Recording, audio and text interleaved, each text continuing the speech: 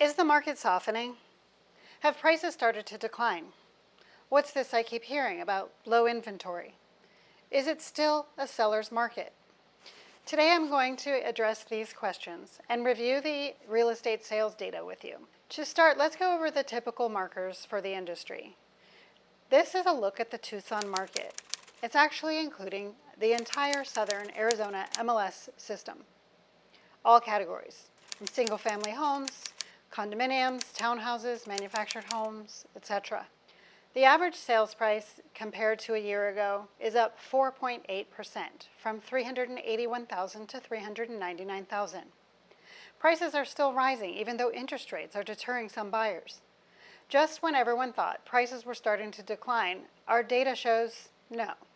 Why? Because inventory is still crazy low, and low supply means higher prices. Months of inventory as compared to 1 year ago is also up 83%, from 1.2 to 2.2. While an uptick in inventory, as measured in months of supply, of 83% sounds like a serious increase, it's only gone from 1.2 months to 2.2 months of inventory. This means it would now take 2.2 months for buyers to buy up all of the current inventory if they continue their current buying trends from the last year and no new houses hit the market. That's still super low. The average days a property is on the market before going under contract is up 183%, from 6 days to 17 days. It's still fast. Interest rates for an average 30-year loan have climbed from the high 5s to the low 7s. I really want to hone in on the inventory numbers because they are driving a lot of the other market factors. Supply is our #1 culprit for the current market conditions. Rising interest rates are designed to bring demand down closer to the level of supply for a balanced market, but sadly, it's only slightly affected our supply-demand imbalance. The number of homes just isn't going to magically increase with any speed, and despite the rates, people need to buy homes. To understand the magnitude of our supply issue, let's examine the MLS data more closely. Look at this data going back as far as this database goes, back to 2010. This chart doesn't show it, but we peaked in 2008 when months of inventory hit about 12 months. That's a far cry from our current 2.2 months of inventory. But even this number is a little fuzzy because it isn't simply representing the number of houses on the market, but rather the absorption rate of those houses. If people started buying at a higher rate, this number would shrink down quickly from 2.2. I believe the only reason it has climbed up from 1.2 to 2.2 is because interest rates have slowed buyers down.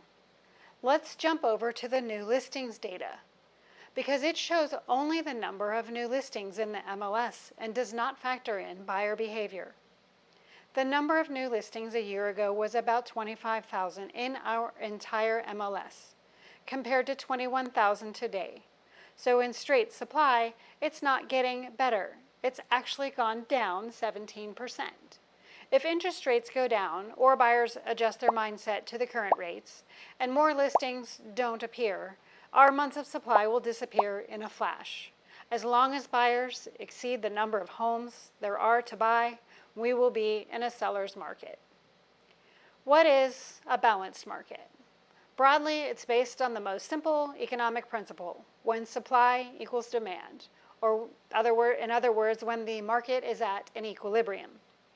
In less numerical terms, it looks something like this.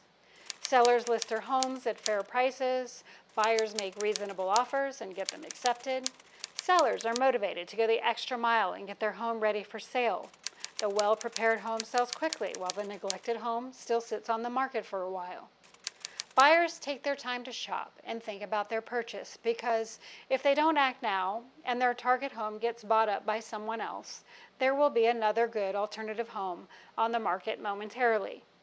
In this sense, we've ticked just a little bit more toward a balanced market marginally since 1 year ago. Buyers are less tolerant of bidding wars. Interest rates are a deterrent to some extent. They're demanding a little bit more in seller concessions. I would say demand has edged off just a little bit, and therefore sellers are giving just a little bit. but the listings that are well prepared for sale are still drawing multiple bids. Buyers might have a little bit more luck on the more neglected home than they would have had a year or two ago. But even with this lowering demand, supply remains an issue, as reflected in the months of inventory numbers currently at 2.2 and in the 17% decrease in new listings. So is it a good time to buy? That always depends on you, of course. Prices are high. Interest rates are high. But if you think you'll wait for interest rates to soften, know this. If interest rates go down, demand will go up, and prices will get even higher, and bidding wars will be back in full force. So I guess what I'm saying is that I don't expect circumstances to improve soon. If you can stretch yourself with our current rates, at least you'll be able to buy something at or near asking price.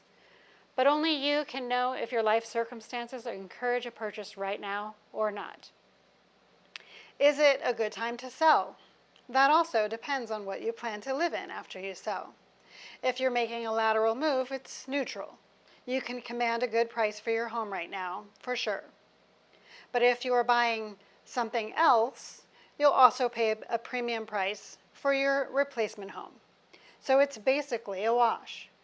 You need to look at the factors for your family. If you need to upsize or downsize or change your scenery, it's a fine time to do so. If you find this content useful, please hit subscribe below the video. Hit the bell to be notified each time I release a new video, and hit like to let me know you appreciate the content of this video. Thanks for stopping by for my market update. I'll see you next time on Living in Tucson.